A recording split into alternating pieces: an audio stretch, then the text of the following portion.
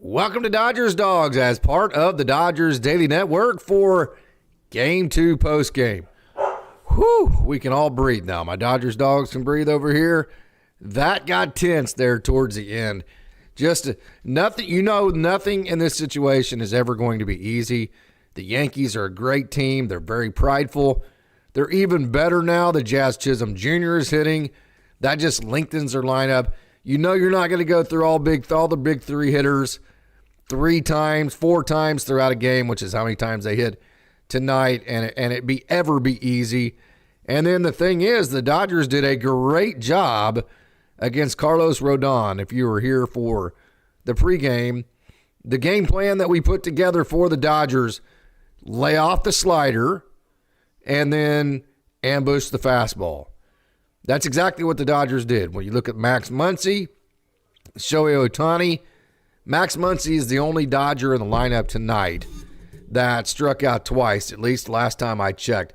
I'll look at it here. Let me look at it right here. Max Muncy, you look at strikeouts right here. Max Muncy is the only Dodger to strike out twice, and that's because he was the only him and Ohtani, but mainly Max Muncy couldn't lay off the slider.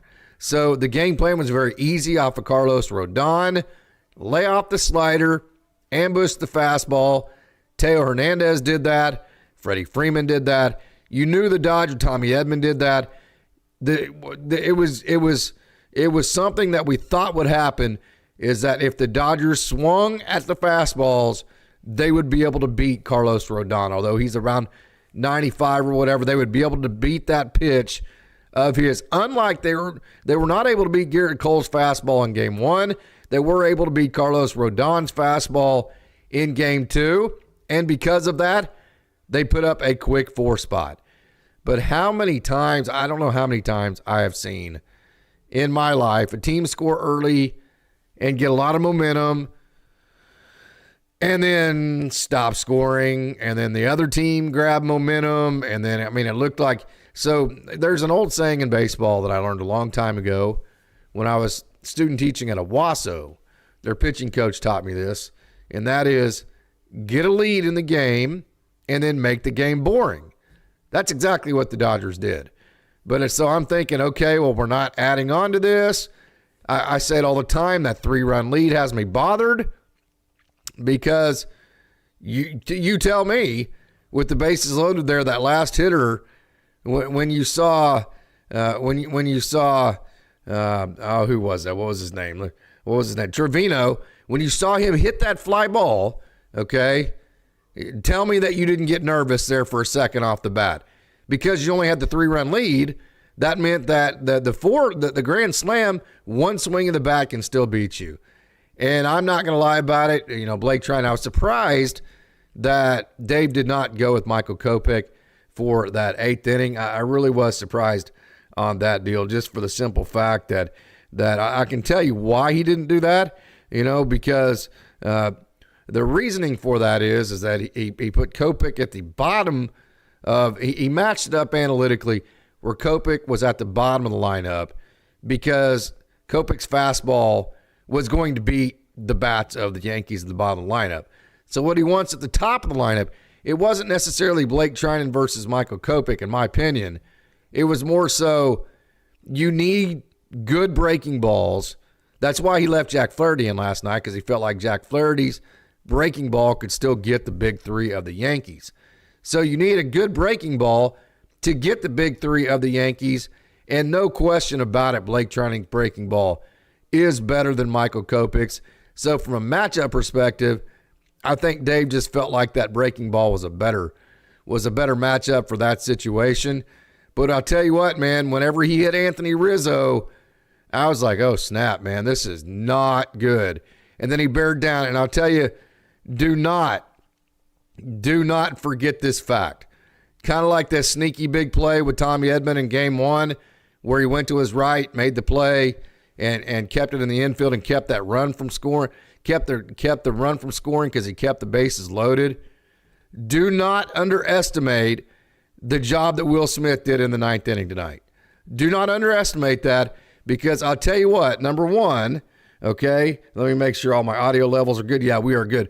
Number one, Yes, he kept the ball from going to the screen, which would have been horrendous. It would have been catastrophically terrible because you would have been scoring runs and you would have put the winning run in scoring position. I would have really puckered if the winning run ever got into scoring position. That's where you really, really start getting nervous. The way it was, they still had to hit a home run or some kind of extra base hit to beat you. But it would have happened if Will Smith would have let any of those balls get past him. And then also, it's not just the fact that he didn't let balls get past him. It's the fact that those hitters that Blake Trinan was trying to get out, you're talking about Jazz Chisholm Jr., you're talking about Aaron Judge, you're talking about Juan Soto, you're talking about GiancarloStanton. You can't just roll up an everyday, twice on Sundays breaking ball. You got to throw your A-game breaking ball, which means you have to be able to trust that thing if it breaks into the dirt, which means you have to be able to trust your catcher to stop it.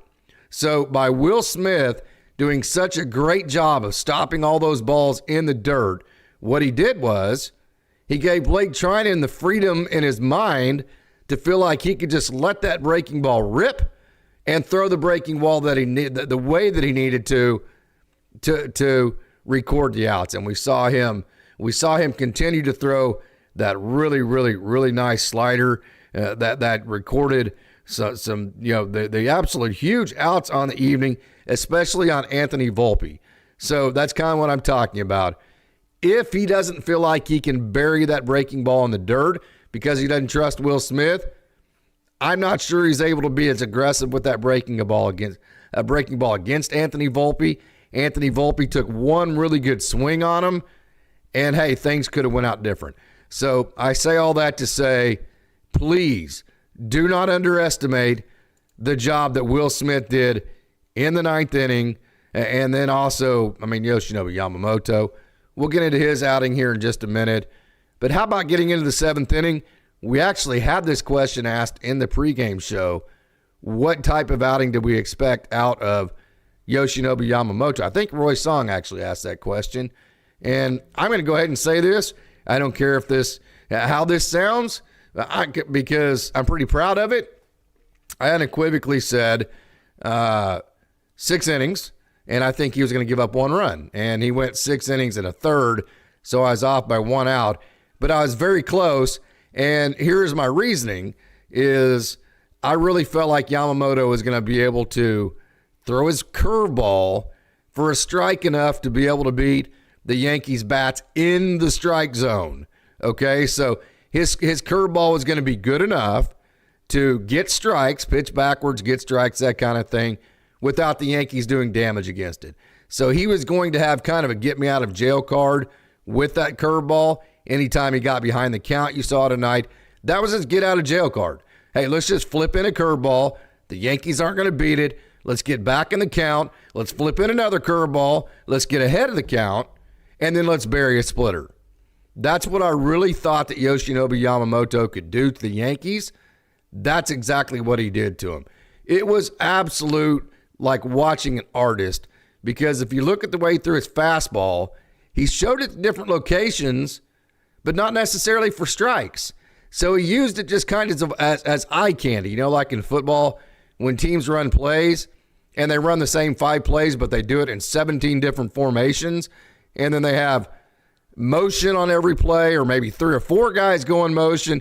They flop their tight ends. They do all this stuff.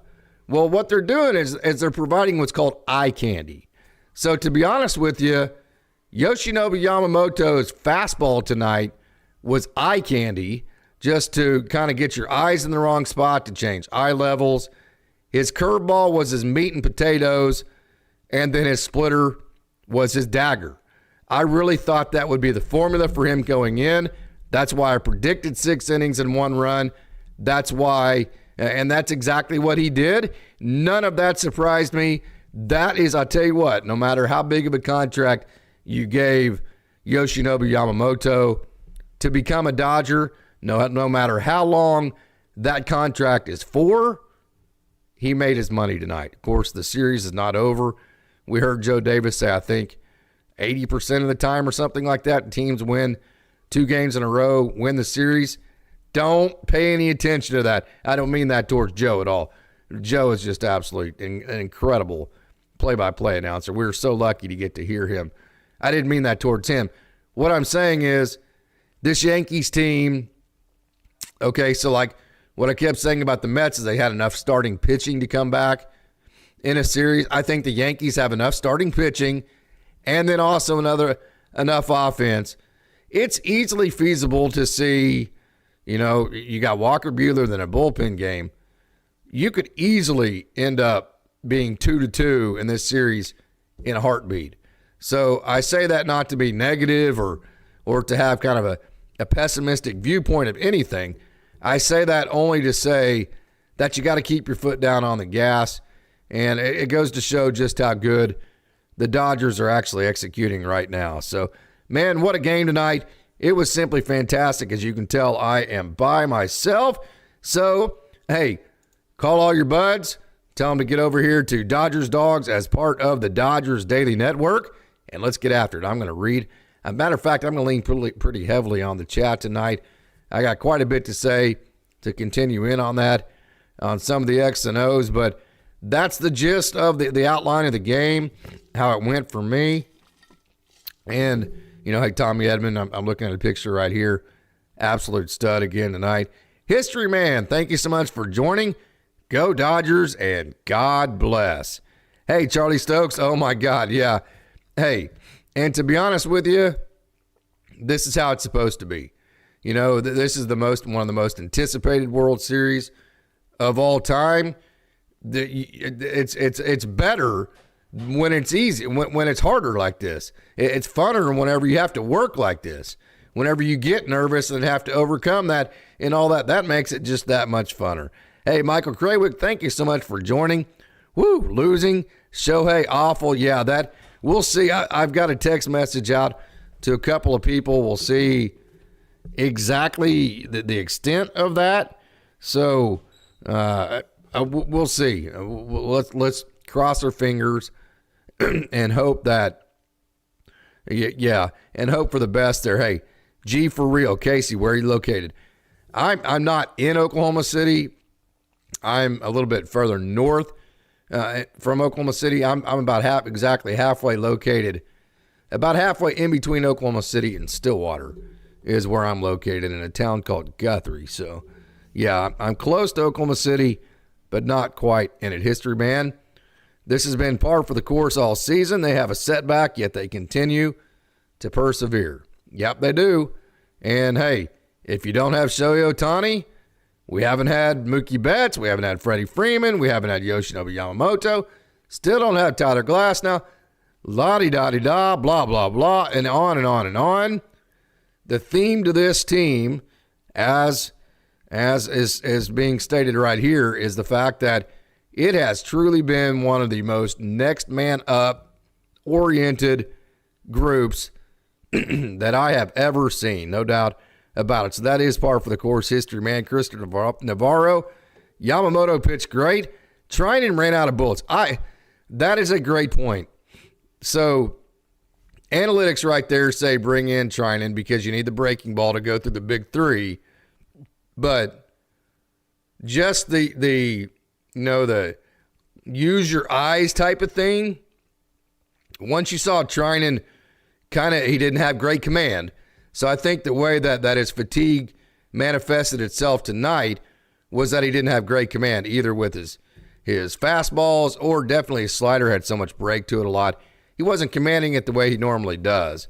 And so once you saw that, you had a little bit of the hell with analytics. I really wish Michael Kopech was still out there, but because Blake Trinan is such a professional, he was able to buckle down, and because the catcher did such a great job, Will Smith, he was able to buckle down, get Anthony Volpe, and then set that up for Alex Vesia. I was so glad that Alex Vesia didn't have to go any longer than one pitch, because I'm not going to lie, the dude has been elite, but he makes me nervous from the strike zone perspective, and it always makes me nervous to bring a guy in with the bases loaded. That is just so hard to do.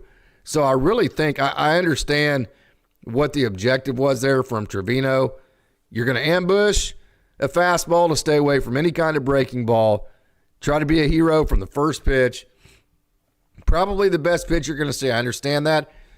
But I do think there's a certain element of that it happened so fast it didn't even give Alex Vesia time to take in the surroundings, get nervous, second guess anything.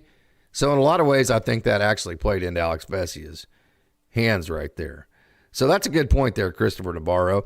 Hey, history man, doesn't matter how you win as long as you win. TN, we are so lucky we got that win because if we didn't, Ohtani is out.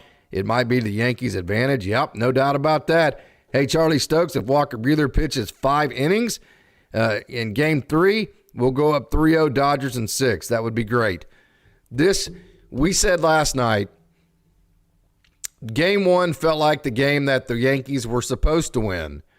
We said that in the pregame. We said it in the postgame last night. They had Garrett Cole. They had their dude going. Their dude threw very well. One of their dudes hit a home run. They had the lead. Everything was set up for the Yankees to win that game. This was the game the Dodgers were supposed to win. Yoshinobu Yamamoto was supposed to go out and do exactly what he did tonight. So to me, the Yankees lost the game they were supposed to win yesterday.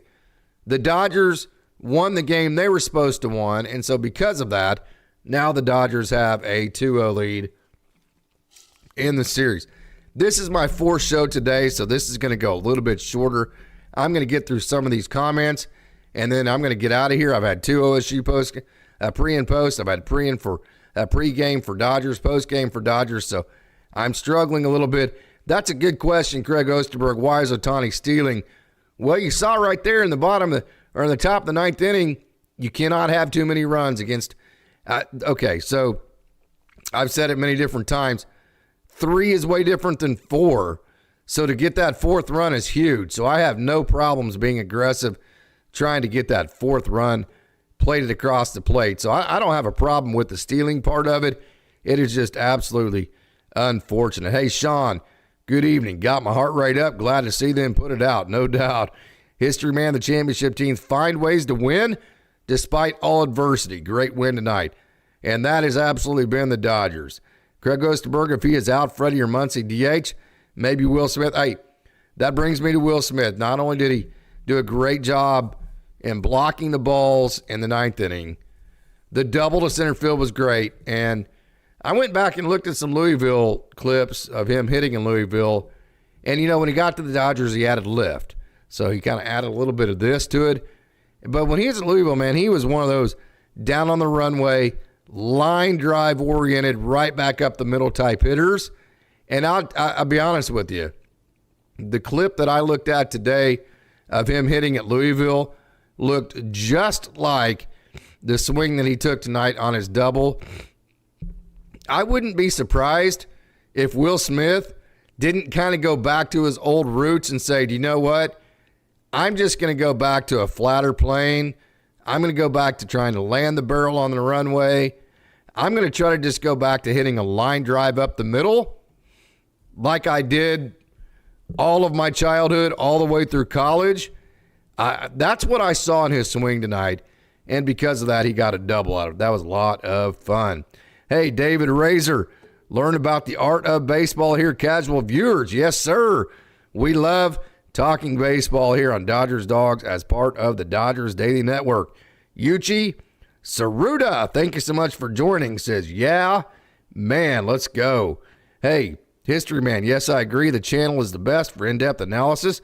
Thank you so much. I really appreciate all those great comments. David, you called it. I heard it earlier, but a one-hitter, best outcome, no doubt about it. Anton Smith, let's go Dodgers. Party like it's World Series 1963. Gregory, do you think Clayton Kershaw will retire at the end of the season? I do not. I think he'll come back and try to win a World Series and kind of cement his legacy from that perspective. So I think Clayton Kershaw will come back. Christopher Navarro and Yamamoto silenced all of his critics tonight. I would totally agree with that. Hey, Jay, thank you so much for joining. Smash that like button. So Carlos Garcia, no Kershaw, needs 32. Yeah, no, he needs 32 more Ks to reach 5,000. So There's absolutely no way that Clayton Kershaw is going to retire after this season. So just kind of recapping for the Dodgers tonight offensively, it was a really good night. First of all, I thought the Dodgers were a little bit uptight last night. Their game plan was weird. They were swinging at weird pitches. It just looked like it took them a minute to get comfortable into the game last night. Now, part of that could be the 5-day layoff. Part of that could be just the magnitude of the series. But I thought from the get-go, the Dodgers looked a lot looser tonight. They executed their game plan to lay off the slider, to ambush the fastballs, and then they got the lead. They made it boring, and so offensively, when you talk about having 3 home runs, let me check this just to make sure that my numbers are still correct here. So you have 3 home runs on the night, but you have 8 hits, and then you have 2 doubles. So you had 5 extra base hits on the night and 6 Ks. When you do that, so that's kind of what we're talking about. It's not just, the teams that hit for power. Juan Soto hit a home run tonight, right? GiancarloStanton hit a home run last night. It's the teams that hit for power and also execute the game of baseball both. I know Joe Davis has said a couple of times, also make contact. I'm going to take that further. It's the teams that hit the home runs, but then also execute the game of baseball. I don't think there's any doubt about it that the Dodgers have done that. Let me give you for an instance, the home run from Teo was great, but how about the single from Mookie, or the hit for Mookie right in front of it, right? So I think the Dodgers, yes, they hit the home runs, but so have the Yankees. But I think point blank, the Dodgers have executed the game of baseball better. We started to see the Yankees execute something other than hitting home runs in the 9th inning. And how did it make you feel as fans? It made you nervous, right? Because you felt like they were putting pressure on the Dodgers, and I feel like the Dodgers have done a better job of making the Yankees feel like that throughout the series. So that contact plus power formula, 6 Ks. And again, Muncy was the only one that had more than 1 K on the night. Ambushed the fastballs with Teo and Freddie. And then I mentioned the Will Smith double. That was a lot of fun. So Yamamoto, 4-seam, just kind of did back up what I'm talking about, in the zone, a little bit over 50%, right? So not overly incredible as far as landing the foot. So why is that? Because he didn't want to get hurt with it. He would rather throw to the peripheries and take a chance at throwing a ball than you saw the one that he center cut, right? He center cut the one to Juan Soto, and it went to the moon. And so because of that, everything else went to the peripheries, and he did a really good job of not letting the Yankees beat his fastball other than that, because they absolutely just mashed fastballs, no doubt about it. Okay, working into the 7th is huge because you have a bullpen game coming up later, probably a couple of bullpen games, and just kind of looking at how the game went. There wasn't really a whole lot of even second inning. You have 4 hitters come up. First inning, you have 4 hitters come up. Third inning, just the 1 hit. So there's really just absolutely not even much to analyze whatsoever. And then the Dodgers had the solo home run in the 2nd inning, the 2-run home run in the 3rd inning. And again, I say, as big as the home runs are, it was the base hit by Mookie Betts in front of the home run that was as big of a deal. So it's the Dodgers 2-0 in the series. They have absolutely earned this. I think they've claimed the fact that they are the better team if everything goes right. The one thing I worry about is that the Yankees are getting a lot of looks in the Dodgers bullpen. You saw how much more comfortable that the Yankees looked against Blake Trinan, right? So you might try to limit your exposure of Blake Trinan to the Yankees because it looked like they had a beat on at least which sliders not to swing at, right? And I think that, A, is because there was some fatigue to Blake Trinan, but 2, I also think that's an exposure issue as well. So, hey, we have another super chat. Roy, song Yama was stellar. Hope Shohei is okay and Edmund continues to shine. Thanks for the post-game show. 2 more to go. Roy Song, you are the absolute best. I cannot thank you enough for all of your wonderful contributions to Dodgers Daily, Roy. That is just absolutely fantastic. Hey, I hate to do this to you guys, but it is almost 11 o'clock on Saturday evening. I'm by myself here, as you can't tell. Pretty much covered all the analysis that I wanted to cover anyways. Again, this is my 4th show today, 2 OSU shows, and then 2 Dodgers shows. My voice is about out of here. So I'm going to go ahead and bow out. The next time you will see me will be Monday. We will have a full house. We'll have Coach Barikoff, Coach Holt, Austin Brubaker.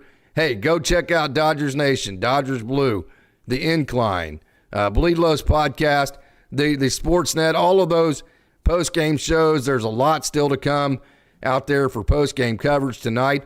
But for tuning in to Dodgers Dogs as part of the Dodgers Daily Network, I want to thank all of you Dodgers Dogs. You guys are the best. So until next time, the Dodgers are up 2-0 in the World Series. It's a great day to be a Dodger. Go Dodgers.